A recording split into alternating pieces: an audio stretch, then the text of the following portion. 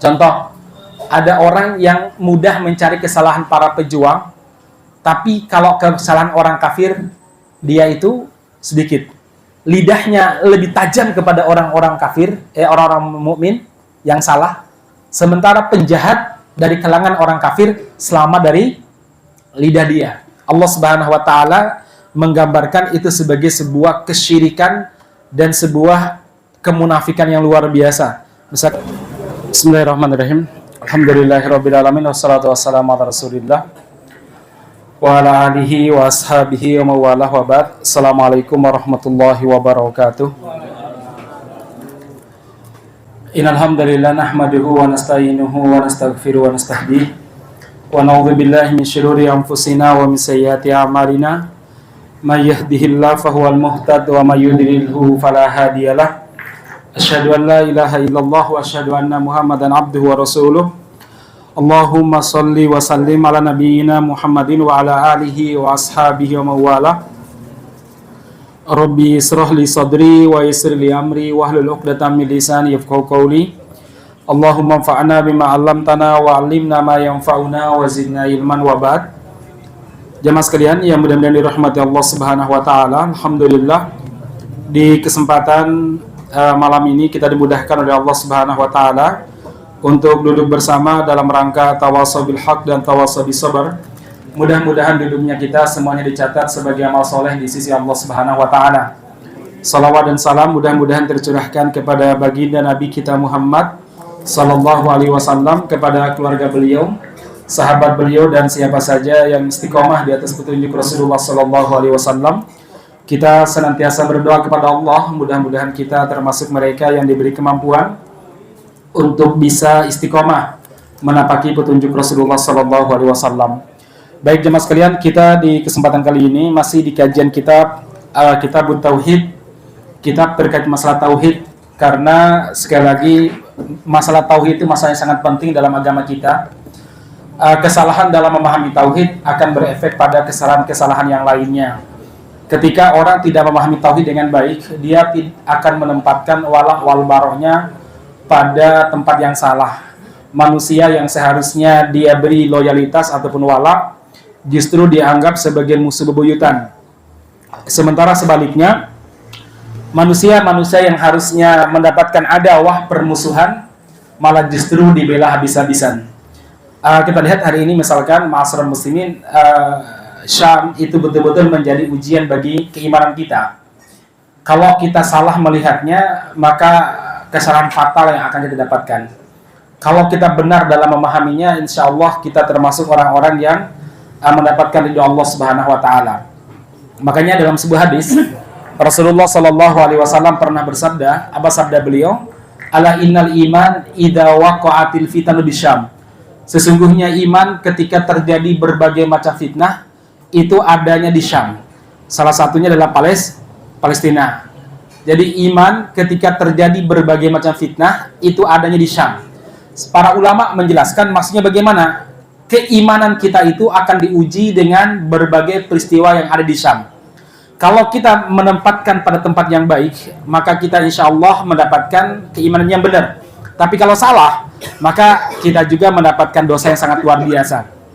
Makanya masyarakat muslimin kita lihat, ada sebagian saudara-saudara kita yang mereka ini betul-betul salah dalam menempatkan wala wal baronya. Anda lihat kesalahan kecil para pejuang itu justru mereka besar-besarkan, tapi kesalahan besar yang dilakukan oleh musuh-musuh Islam seperti Israel, orang-orang Yahudi, itu dibela dengan berbagai macam dalih. Salah sendiri hapas, kenapa menyerang? Ya, kemudian lain sebagainya masyarakat muslimin. Ya, makanya para ulama mengatakan di antara ciri-ciri orang-orang munafik adalah dilihat pada jihad. Ketika mereka mencari berbagai macam alasan untuk menolak jihad, itulah ciri-ciri orang munafik. Pada zaman Rasulullah sallallahu alaihi wasallam, orang-orang munafik itu melakukan berbagai macam membuat berbagai macam alasan untuk menolak terlibat dalam jihad. Misalkan ketika perang Uhud, saat itu Rasulullah sallallahu alaihi wasallam berangkat dengan 1.000 pasukan melawan 3.000 pasukan orang-orang musyrik. Di tengah jalan 300 orang-orang munafik balik. Apa kata mereka? Lau na'lamu qitalan lattaba'nakum. andaikan ini benar-benar perang, maka kami akan ikut. Hari ini mirip dengan ungkapan sebagian orang-orang munafik ataupun orang-orang yang salah dalam menempatkan al-wala wal bara, dalam menempatkan akidah tauhid. Apa kata mereka? Andaikan di Palestina itu betul-betul jihad syar'i, maka kami akan terlibat, ya. Ini kalimatnya mirip dengan ungkapan orang-orang munafik pada saat perang Uhud. Apa kata mereka? Launa alamu qitalan lataba'nakum. Andaikan ini betul-betul perang, niscaya kami akan ikut. Tapi karena enggak perang, kami enggak ikut, ya. Padahal benar-benar perang. Siapa yang lebih benar daripada Rasulullah Sallallahu Alaihi Wasallam dalam menentukan kawan maupun lawan? Nggak ada, jemaah sekalian. Tapi sekali lagi mereka mencari-cari alasan untuk menolak perintah jihad. Sekarang pertanyaannya, udah jelas-jelas Yahudi kafir, disepakati kafirannya, tidak ada ikhtilaf di kalangan para ulama. Kalau ada ulama yang mengatakan kekafiran Yahudi itu ikhtilaf, itu ulama pasti ulama jahat, ulama su. Yang kedua, sudah Yahudi penjajah jamaah sekalian, jelas-jelas menjajah negeri kaum muslimin. Sudah begitu, mereka tiap hari melakukan berbagai macam kejahatan. Pertanyaannya, jihad mana lagi yang lebih syar'i dibandingkan jihad ini?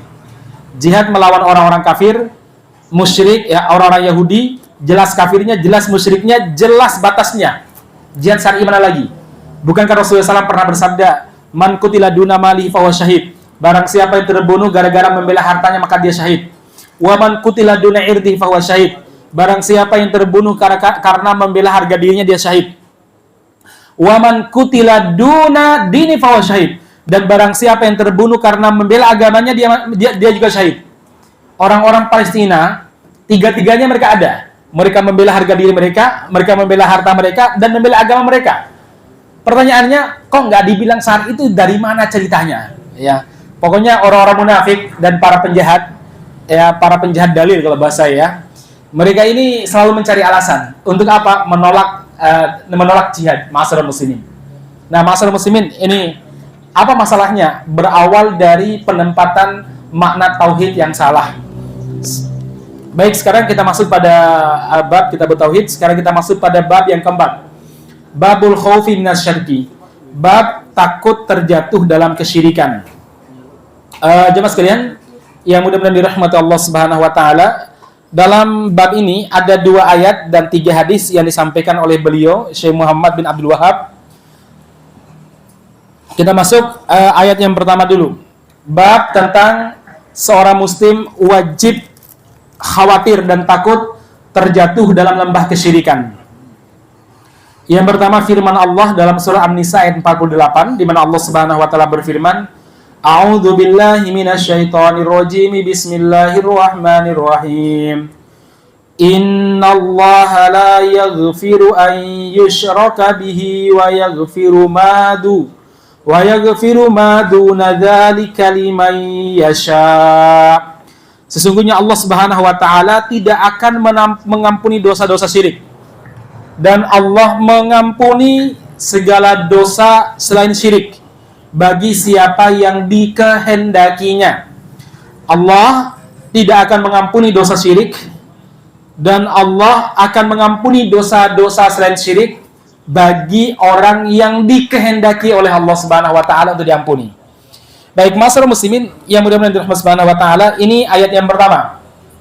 Ayat yang kedua yaitu doa Nabi Ibrahim alaihissalam ketika beliau berdoa di Makkah Al-Mukarramah.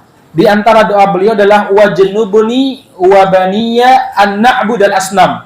Ya Allah, jauhkan aku dan keturunanku dari beribadah kepada berhala, dari menyembah berhala. Ya Allah, wajnubni wa baniya an na'budal asnam. Ya Allah, jauhkan aku dan anak cucuku dari perbuatan menyembah berhala. Ibrahim ayat yang ke-35. Ya, teman-teman kemarin kayaknya udah dibagi ya bukunya ya. Bisa dilihat PDF-nya. Ibu-ibu juga demikian ya. Biar Ustadz baca yang mana sih? Baca di PDF kemarin dibagi. Kemudian hadisnya ada 3. Hadis pertama adalah sabda Nabi Muhammad sallallahu alaihi wasallam, akhwafu ma akhafu ala ummati, akhwafu ma akhafu alaikum asyirkul asghar. Fasu'il anhu Faqala ar-riya. Sesuatu yang paling aku khawatirkan dari kalian, sesuatu yang paling aku khawatirkan menimpa kalian adalah syirik kecil.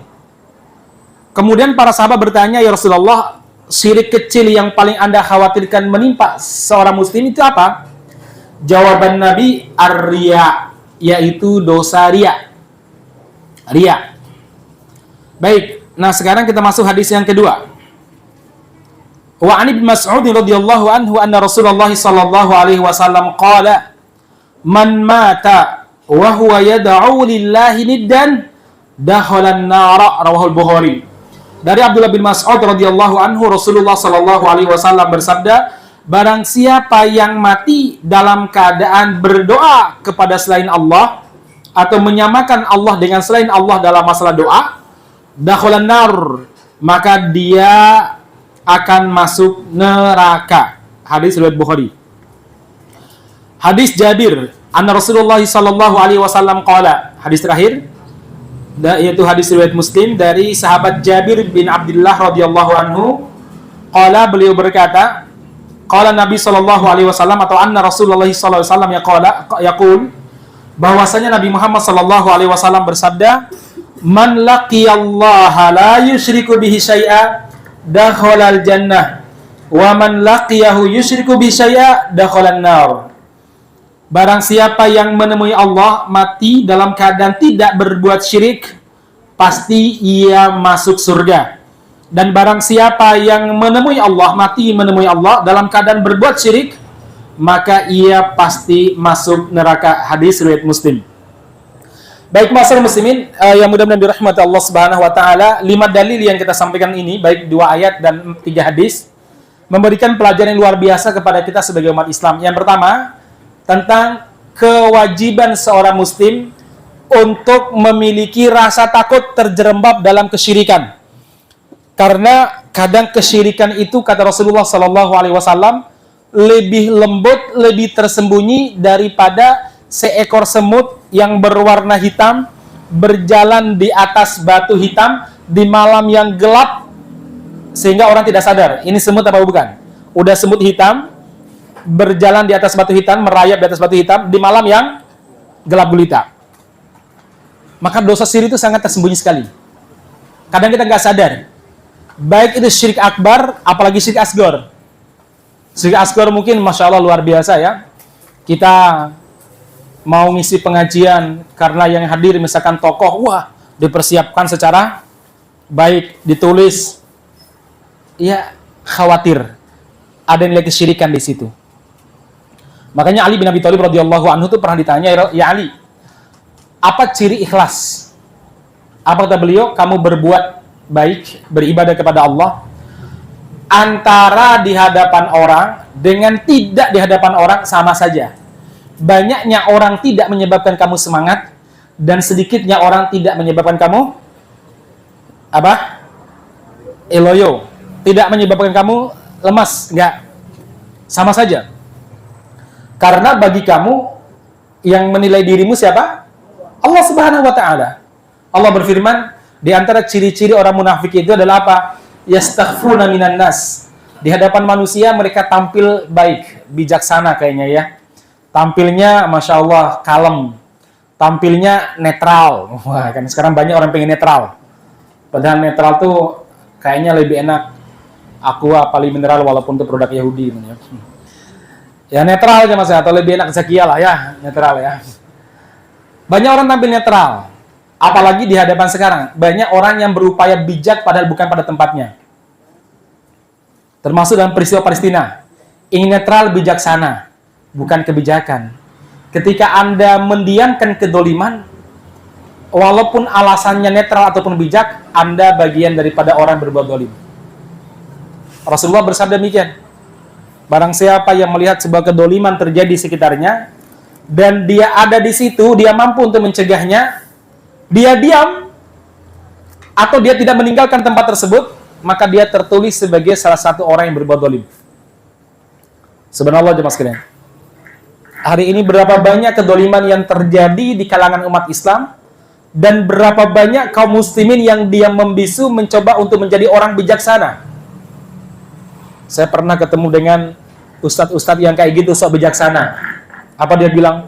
Sebenarnya kasihan rakyat Palestina itu. Cuma Hamas itu salahnya nggak musyawarah dengan ulil amri ini. Ini kacau orang berpikir ini. Maksudnya ulil amri siapa sih? Maksudnya ulil amri itu adalah Indonesia gitu.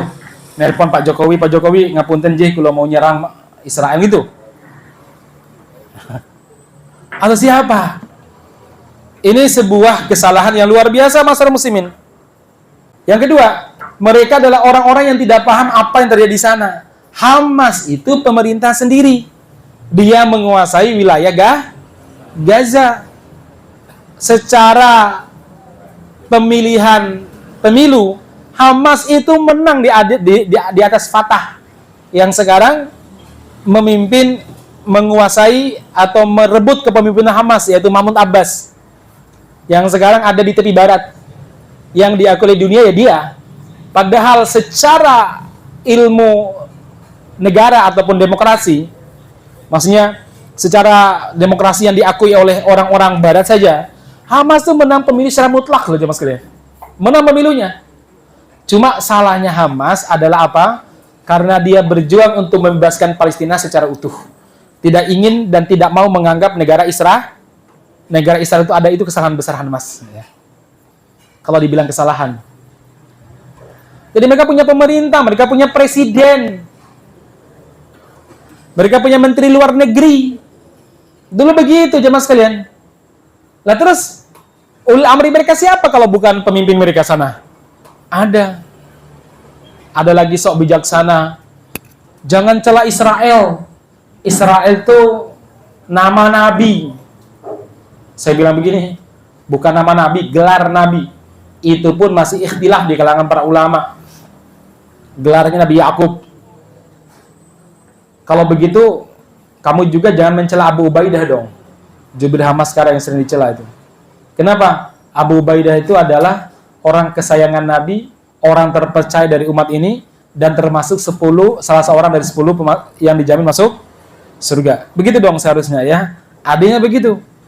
Ada orang tampil sok bijaksana gitu ya. Padahal kebijaksanaan itu ada tempatnya. Ada doa yang diajarkan oleh Rasulullah SAW tentang begitu pentingnya kita berlindung kepada Allah Subhanahu Wa Taala dari dari kesyirikan. Allahumma inni a'udzubika an usyrika bika syai'an a'lamu wa astaghfiruka lima la a'lamu. Ya Allah, aku meminta ampun kepadamu, meminta perlindungan kepadamu dari menyekutukanmu dalam keadaan sadar. Dan aku memohon ampun kepadamu dari menyekutukanmu tanpa sadar. Jadi begitu bahayanya syirik ya mas kalian. Sampai ada orang yang berbuat syirik tapi nggak sadar itu perbuatan syirik. Ya. Salah satunya Rasulullah SAW nanti kita jelaskan. Karena bab-bab selanjutnya menjelaskan tentang ciri-ciri syirik, jenis-jenisnya, termasuk perbuatan-perbuatan yang mengantar kepada kesyirikan. Misalkan pada zaman dulu Rasulullah SAW pernah melarang para sahabat mengucapkan Masya Allah wa sya'ar Rasul. Tergantung kehendak Allah dan tergantung kehendak Rasul. Apa jawaban Nabi? Hasyalillah, maha suci Allah. Aja'altumuni niddan lillahi niddan. Apakah kalian menjadikan aku sekutu bagi Allah Subhanahu wa taala, kata Rasul. Qul masya Allah summa sya'ar Rasul, pakai summa. Tergantung kehendak Allah dan tergantung kehendak Allah, kemudian tergantung kehendak Rasul. Ada kalimat summa. Summa artinya kemudian. Bukan pakai wa. Karena wa itu menunjukkan kesetaraan. Ya, menunjukkan kesetaraan ya, kesejajaran. Makanya apa? Rasulullah SAW memakai summa. Summa itu menunjukkan apa? Menunjukkan urutan, menunjukkan level, perbedaan tingkat, tidak menunjukkan kesetaraan. Summa. Kalau saya bilang dakhala Muhammadun wa Ahmadun Muhammad dan Ahmad masuk. Itu kemungkinan besar mereka bareng masuk. Tapi lah saya bilang, dakhala Muhammadun summa Ahmad. Muhammad masuk, kemudian Ahmad, berarti Ahmad di belakang Muhammad. Itu jamaah sekalian. Baik. Sampai hal-hal yang kecil itu dijaga oleh Rasul, jangan sampai dilakukan oleh para sahabat. Bukan karena para sahabat melakukan kesyirikan, tapi itu perkara yang bisa mengantarkan pada kesyirikan. Umar itu pernah menebang pohon yang digunakan oleh Nabi membaiat para sahabat, namanya pohon Syajaratul Ridwan. Pohon apa? Syajaratul Ridwan. Ditebang oleh Umar bin Khattab radhiyallahu anhu. Karena begini, pohon yang digunakan untuk baiat pada peristiwa Baiatul Ridwan yang dikenal dengan peristiwa Hudaybiyah. Pada zaman Rasul, pohon tersebut biasa tidak dianggap apa-apa. Rasulullah wafat pada zamannya Abu Bakar, orang-orang hanya berkunjung sekedar ya lewat sajalah. Ingin kalau bepergian ke kota Makkah lewat situ. Pada zamannya Khalifah Umar, itu pohon bukan lagi dilewati, tapi orang ke sana sengaja sholat, sengaja ke sana baca Al-Quran, ke sana bla bla bla bla. Akhirnya oleh Umar dia apa? Ditebang oleh Umar. Kenapa? Karena khawatir pohon tersebut akan disembah selain Allah Subhanahu wa taala. Bahaya. Saya terus terang, saya kadang berpikir begini, di atas ketidaksetujuan kita terhadap sikap-sikap arogansi, terutama zamannya Muhammad bin Salman di Saudi sekarang ya. Memang dia arogan. Tapi ada satu hal yang tidak boleh kita lupakan dalam menilai orang itu, hatta orang yang tidak kita sukai itu, kita harus adil. Ya, kita harus adil. Saya bayangkan kalau seandainya bukan Saudi yang menguasai Makkah dan Madinah, mungkin kuburan itu dari Jeddah atau bangun-bangun dikeramatkan dari Jeddah sampai ke Madinah selalu ada. Karena pada zaman dulu jemaah sekalian, di Madinah itu ada namanya Jannatul Baqi'. Jadi orang bangun kuburan di kuburan para sahabat, yang bangun gedung di kuburan para sahabat. Tempat apa? Zikir. Tempat untuk ngaji. Tempat untuk tahajud. Dan itu kadang lebih ramai daripada Raudhah. Ya, ramai. Di situ ya zikir bla bla dan sebagainya. Akhirnya ketika Saudi menguasai, maka itu dihancurkan. Kemudian kuburan Baqi', kuburan para sahabat itu dibangun sebagaimana bangunan sekarang, biasa sederhana sebagaimana dulu pada zaman Rasulullah Shallallahu Alaihi Wasallam. Saya membayangkan kalau seandainya tidak dikuasai sama Saudi itu mungkin hancur-hancuran. Ya nanti di Gunung Uhud ada apa namanya kubah lagi, nanti di kuburan syuhada Uhud nanti ada apa lagi, nanti di tempat kelahiran Aisyah, di tempat kelahiran Nabi Muhammad ada apa nanti kan begitu. Karena khawatir. Memang sekarang banyak yang mencela. Sekali lagi, tanpa menutup mata terhadap berbagai macam kedoliman dan kemaksiatan dilakukan di Saudi ya. Tapi kita harus adil. Contoh ya, banyak orang-orang yang menyayangkan kenapa tempat kelahiran Nabi Muhammad tidak boleh dikunjungi. Hanya untuk dibangun sebuah maktabah, sebuah sebuah semacam perpustakaan gitu. Ya cuma itu aja sebagai penandanya. Menurut saya sangat logis. Kenapa? Satu, nggak ada yang bisa memastikan di situ Nabi Muhammad lahir apa tidak. Tidak ada riwayat yang sangat jelas. Tidak ada riwayat yang jelas. Yang kedua, kalau seandainya di situ tempat kelahiran Nabi Muhammad betul-betul dan dibiarkan orang untuk berkunjung di situ, saya mungkin menggambarkan bagaimana terutama orang-orang Indonesia akan membawa pasirnya, ya, untuk diminumkan kepada istrinya supaya hamil misalkan. Atau mungkin akan mengambil menggosok-gosok topinya di situ. Wong saya itu lewat ya pas umroh, saya lupa, bukan kemarin, umroh yang sebelumnya.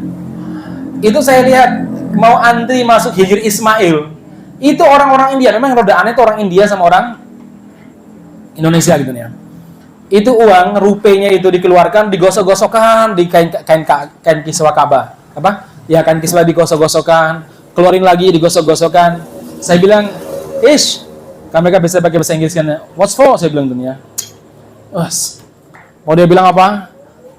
Bahasanya menunjukkan sugih-sugih gitu nih ya. Ya kaya ya. Saya bilang kalau ingin minta kaya minta sama Allah Subhanahu wa taala, bukan di sini tempatnya, saya bilang gitu nih ya. Kamu diam aja, dia bilang gitu. Ya. Subhanallah. Itu kain kiswah Ka'bah padahal ada askar yang menjaga. Saya membayangkan kalau seandainya itu di tempat kelahiran Nabi. Mungkin sampai di mana Khadijah sama Nabi itu nikah, mungkin nanti akan dibangun macam-macam begitu ya, mungkin ya. Nah, jadi ma'asyiral muslimin yang mudah-mudahan dirahmati Subhanahu wa taala, ini antisipasi yang dilakukan oleh Umar bin Khattab radhiyallahu anhu supaya tidak terjadi berbagai macam kesyirikan. Ya. Baik. Ini pelajaran pertama. Pelajaran kedua jemaah sekalian, Allah Subhanahu wa taala mengingatkan Allah tidak akan mengampuni dosa-dosa syirik dan mengampuni dosa-dosa selain syirik. Di sini maknanya ada berapa? Satu, dosa syirik yang tidak diampuni di sini adalah dosa syirik akbar, bukan syirik asgor. Kalau syirik asgor, besar kemungkinan Allah mengampuni dosa-dosanya, karena para ulama mengkategorikan syirik asgor itu tidak sampai pada kekafiran, tapi syirik asgor itu sampai pada dosa besar yang paling besar dosanya. Contohnya riya atau sum'ah. Ada orang yang ngaji supaya didengar sama orang, atau ada orang tahajud supaya disuting sama orang, atau ada orang adzan ngambil wudu disuting, ya, kemudian bersihkan kamar mandi masjid, tempat wudu disuting. Ini sudah riya, sum'ah, dan pembodohan lagi ya. Ada kan yang gitu? Ada. Ya. Nah, lagi dekat capres sekarang ya. Baik. Itu memang syirik. Tapi syirik itu, yang itu bukan yang lainnya. Mungkin yang lain dia melakukan kesyirikan besar mungkin ya. Syirik itu termasuk syirik asgor yang tidak sampai keluar dari Islam, tetapi akan menyebabkan orang tersebut terjerembab dalam syirik akbar. Nah, kalau orang cuma syirik asgor kayak tadi, dia itu memungkinkan untuk diampuni dosa-dosanya. Ini catatan pertama. Jadi yang tidak diampuni dosa syirik akbar. Catatan kedua adalah apa? Dosa syirik akbar yang tidak diampuni adalah yang tidak ditaubati sebelum meninggal. Jadi kalau dia sempat bertaubat sebelum meninggal, maka dia dimungkinkan diterima taubatnya. Walaupun kita nggak tahu pastinya, karena yang mengetahui semuanya siapa? Allah Subhanahu wa taala. Jadi kalau dia bertaubat sebelum dia itu meninggal, maka besar kemungkinan Allah Subhanahu wa taala akan mengampuni dosa-dosanya. Baik. Kemudian disebutkan di sini Allah mengampuni dosa-dosa selain syirik. Apakah semua dosa selain syirik diampuni sama Allah Subhanahu wa taala? Ini sekali lagi bukan nas yang sifatnya pembatasan. Ada dosa-dosa selain syirik yang tidak diampuni sama Allah Subhanahu wa taala kalau dia tidak taubat sebelum dia meninggal. Apa itu? Munafik, nifak.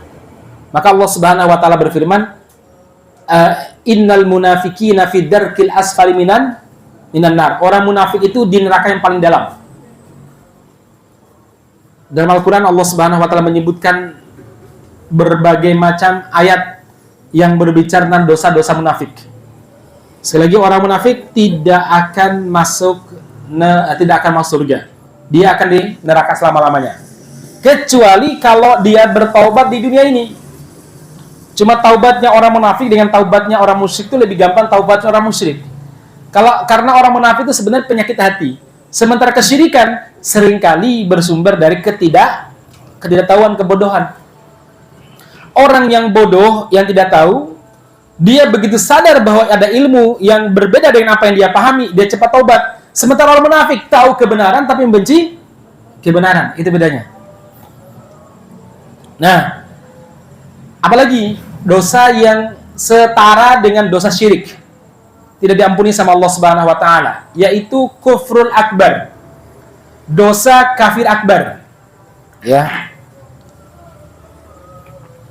Apa bedanya dosa kafir akbar sama dosa syirik akbar sama nifak akbar? Setiap kekafiran dan kesyirikan, setiap kesyirikan dan kenifakan itu termasuk kekafiran. Tapi tidak setiap kekafiran itu kenifakan atau kesyirikan, enggak. Contoh, orang melempar Al-Quran di kamar mandi, di toilet misalkan, di septic tank. Ada orang melempar Al-Quran di septic tank, atau dia BAB, dia apa namanya? Dia buang air besar sambil menginjak Al-Quran. Ini adalah kufrul akbar. Apa? Kafir. Syirik? Enggak. Apakah itu munafik? Mungkin, tapi bukan bukan munafik tulen. Maksudnya itu adalah kekafiran. Jadi ada kekafiran yang bukan munafik. Contoh tadi jamaah sekalian. Ada orang yang mencela Allah dan mencela Rasulnya. Dicela Allah. Allah itu pelit. Allah itu bla bla, Rasul itu dia mencela. Nauzubillah min dzalik misalkan. Maka ini adalah dosa kafir. Dosa kafir. Bukan syirik, bukan munafik. Walaupun mungkin bisa dikategorikan munafik juga, tapi lebih banyak pada pada syiriknya, pada kafirnya. Karena kemunafikan itu lebih banyak dalam hati.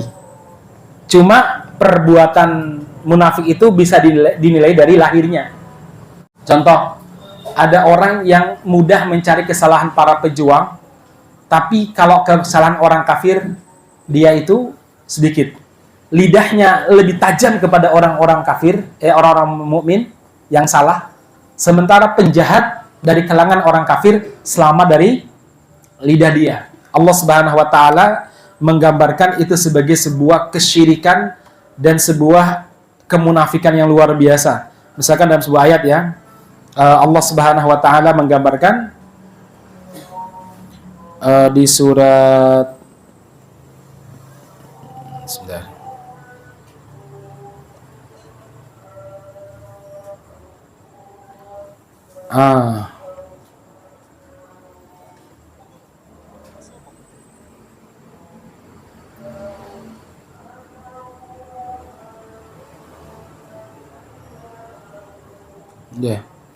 Allah Subhanahu wa taala berfirman terkait dengan orang-orang munafik ini banyak sekali dalam Al-Qur'an. Misalkan ketika mereka diajak oleh Allah Subhanahu wa taala untuk memerangi orang-orang munafik, orang-orang kafir. Ya. Sebagai sebuah contoh, ketika berangkat perang Khandaq, bukan perang Khandaq, perang Yarmuk Astagfirullahaladzim, perang Tabuk. Ketika berangkat perang Tabuk itu banyak sekali alasan orang-orang munafik. Di antaranya, ketika berangkat kan itu musim panas, mereka memprovokasi orang-orang beriman untuk tidak ikut berperang. Alasannya apa? Panas. Allah berfirman, la tanfiru fil har, kata mereka, jangan berangkat, ini musim panas, gak usah berangkat, ini musim panas. Apa jawaban dari Allah Subhanahu wa taala? Qul naru jahannama asyaddu harran, sungguh neraka jahanam itu jauh lebih panas daripada panasnya musim panas ketika perang Tabuk. Alasannya macam-macam, supaya tidak ikut perang. Ketika orang-orang beriman menginfakkan hartanya untuk membantu perang Tabuk pada saat itu karena musim paceklik, Rasulullah minta kepada para sahabat untuk untuk mengeluarkan harta mereka. Maka orang-orang munafik mencari atau memprovokasi orang-orang berinfak. Mereka yang infaknya banyak, apa kata mereka? Ria ya. Jadi para sahabat bawa infak mungkin 2 karung. Oh ria nih ya. Kalau yang mampunya cuma 1 genggam atau mungkin 1 piring gandum, apa kata orang munafik? Allah, masa kayak gini buat infak, Allah nggak butuh ya. Masa yang kayak gini diinfakkan di jalan Allah? Kalau yang bawa banyak dibilang ria, yang bawa sedikit diapain? Dicela. Bilangnya apa? Ya ini Allah Subhanahu wa taala nggak butuh seperti ini. Ya. Ini orang-orang munafik. Akhirnya Allah Subhanahu wa taala menyebutkan dalam beberapa ayat, ya, alladzina yalmizunal mutawwi'ina minal mu'minin. Di antara ciri khas orang munafik adalah apa? Memprovokasi. Kalau bahas sekarang apa sih namanya provokasi itu? Nyinyir. menyinyir orang-orang yang berinfak secara sukarela ketika berjihad. Yang infak banyak dibilang nggak sampai itu di Gaza. Kan ada nih tokoh yang ngomong gitu, seorang buaya gitu ya. Nggak sampai, malah bersumpah ya. Yang infak sedikit juga akan dikomentari jemaah sekalian. Ya, akan dikomentari. Ya tadilah. Yang banyak dikomentari, yang sedikit dikomentari. Ini orang munafik. Bahkan ketika diajak oleh Rasulullah Sallallahu Alaihi Wasallam berjihad di perang Tabuk, apa jawaban mereka saat itu?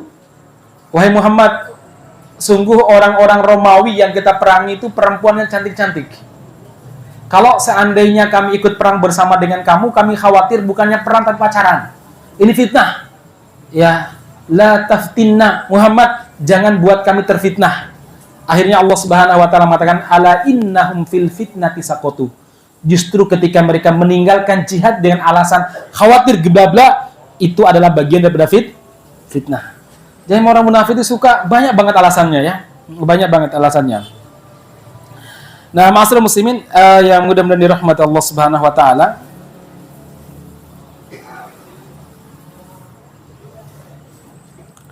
Baik, selanjutnya hadis yang ketiga, dalil yang ketiga, Rasulullah Shallallahu Alaihi Wasallam mengingatkan bahwa ada satu dosa yang paling dikhawatirkan oleh Rasulullah SAW, yaitu dosa apa? Asyirkul asgor, syirik kecil. Kemudian para sahabat bertanya, apa itu syirik kecil ya Rasulullah? Yaitu riya. Dalam hadis lain, Rasulullah SAW pernah bersabda, di antara dosa yang paling aku khawatirkan menimpa kalian adalah apa? Asyirkul khofi, syirik yang tersembunyi. Kalau ini pakai asgor. Kalau hadis lain mengatakan asyirkul khofi, syirik yang tersembunyi. Para sahabat bertanya, Rasulullah, apakah syirik yang tersembunyi? Apa jawab Nabi? Hubbus syuhrah, suka popularitas. Wah, ini apa juga gitu ya. Soalnya sekarang itu kita sukanya share-share ya. Ya, bahkan sesuatu yang tidak kita kerjakan, kita ngaku-ngaku itu bagian daripada karya kita gitu ya. Kan banyak kayak gitu. Ada jalan tol dibangun pada presiden sebelumnya, tapi karena penyelesaian dan peresmian pada zaman dia, dikasihlah nama tol dia gitu ya. Jadi ada orang yuhibbuna ayyuhmadu bima lam yaf'alu, kata Allah Subhanahu wa taala. Suka dipuji dengan sesuatu yang bukan karya dia. Ini diantara ciri khas orang-orang munafik dan ciri khas orang-orang Yahudi. Suka dipuji dengan sesuatu yang bukan karya dia ya. Nah, ini hati-hati jamaah sekalian. Baik, kemudian hadis yang kedua, berarti dalil yang keempat, Rasulullah Shallallahu Alaihi Wasallam mengancam bagi siapa saja yang menyekutukan Allah, dalam hal ini adalah berdoa atau apa, membuat tandingan bagi Allah Subhanahu wa taala dalam ibadah, terutama dalam urusan doa. Jadi selain berdoa kepada Allah, berdoa juga kepada selain Allah Subhanahu wa taala. Minta kesembuhan kepada Allah, minta juga kesembuhan kepada kiai yang sudah meninggal misalkan. Nah, jemaah sekalian, ini juga bagian daripada syirik.